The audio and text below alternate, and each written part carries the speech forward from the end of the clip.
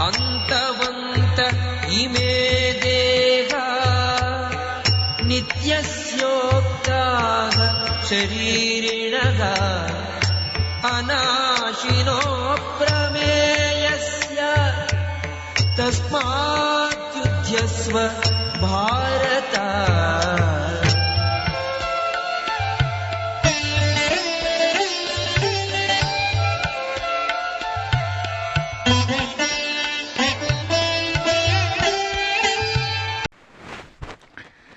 कृष्ण का यह संदेश वास्तव में अत्यंत गहन है, जिसमें वे अर्जुन को देह, मृत्यु और युद्ध के विषय में एक नई अंतर्दृष्टि प्रदान कर रहे हैं। अर्जुन को युद्ध, मृत्यु और देह का इतना बोध है कि वह समझ नहीं पा रहा कि कैसे कोई इन सबसे परे भी हो सकता है। उसे अपने सामने उपस्थित परिजन और शत्रु सत्य प्रतीत हो रहे हैं और इसी कारण वह युद्ध से हिचकिचा रहा है। अर्जुन का यह संकोच केवल उसका निजी नहीं है, हम सबके लिए भी यह कठिनाई है। हम भी अपने आसपास की घटनाओं और अपने अस्तित्व को परम सत्य मानते हैं और इसी कारण उन पर निर्भर होते हैं। कृष्ण अर्जुन के इस भ्रम को तोड़ने के लिए उसे एक नए दृष्टिकोण की ओर ले जा रहे हैं। कृष्ण अर्जुन से कहते हैं कि यह शरीर और यह मृत्यु का डर केवल एक भ्रम है। हमारे अस्तित्व का वास्तविक स्वरूप नाश रहित और अविनाशी है। देह मात्र एक माध्यम है और मृत्यु केवल एक परिवर्तन। यह सत्य कृष्ण के लिए स्पष्ट है, लेकिन अर्जुन को इसका अनुभव कराना इतना सरल नहीं है।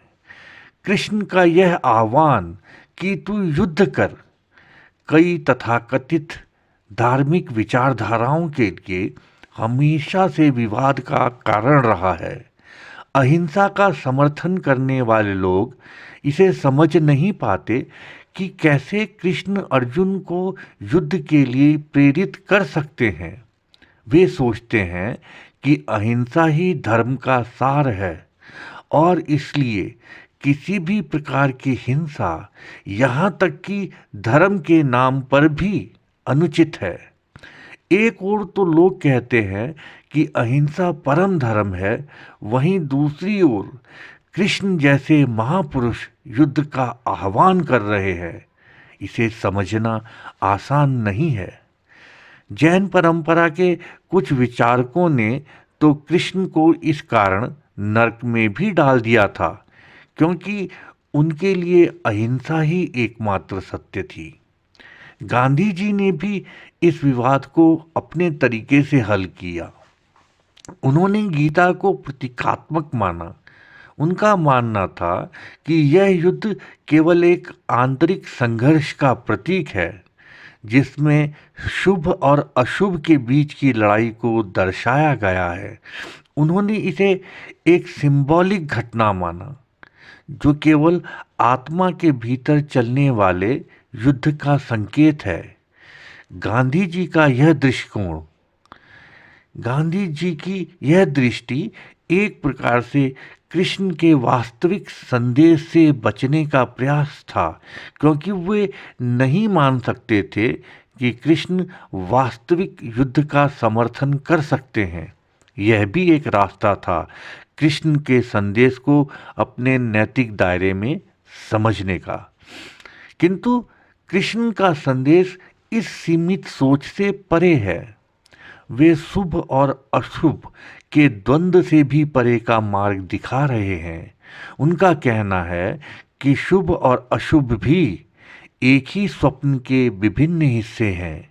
हिंसा और अहिंसा, अच्छे और बुरे का यह विचार केवल स्वप्न के स्तर पर है।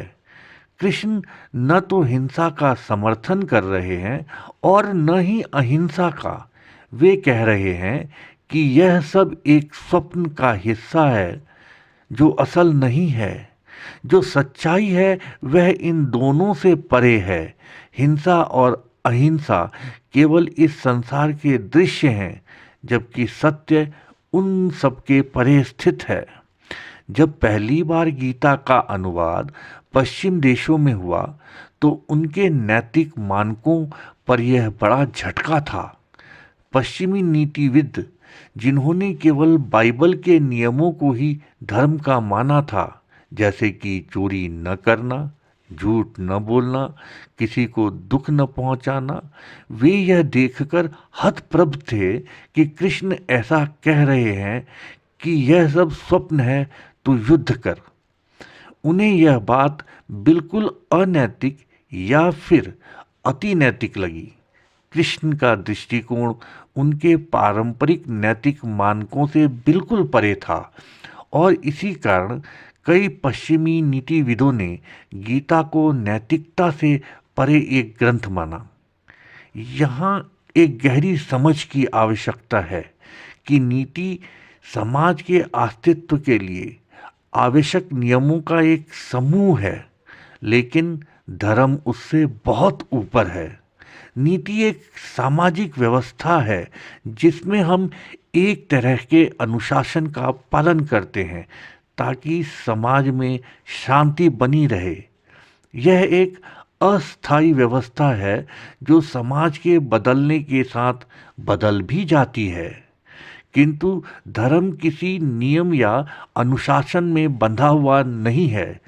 धर्म वह सत्य है जो नीतियों से परे जाकर सत्य के उस स्वरूप का अन्वेषण करता है जो इन भौतिक सीमाओं और नियमों के परे है।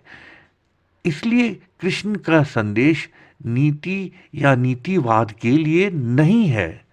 वे धर्म की बात कर रहे हैं जो नीति और अनीति के बंधनों से मुक्त है। वे कह रहे हैं कि जो असत है वह केवल स्वप्न का हिस्सा है। यह स्वप्न अच्छे और बुरे का भेद उत्पन्न करता है और हमें उलझाए रखता है, किंतु जो व्यक्ति स्वप्न के पार जाकर सत्य को देख लेता है वही वास्तविक धर्म को समझ सकता है। कृष्ण का यह दृष्टिकोण समझना आसान नहीं है, क्योंकि हमारे लिए चुनाव करना सरल है। हमें लगता है कि अच्छाई या बुराई में से किसी एक का चुनाव करना ही धर्म है, लेकिन कृष्ण का दृष्टिकोण, कृष्ण की नज़र इससे भी ऊंची है।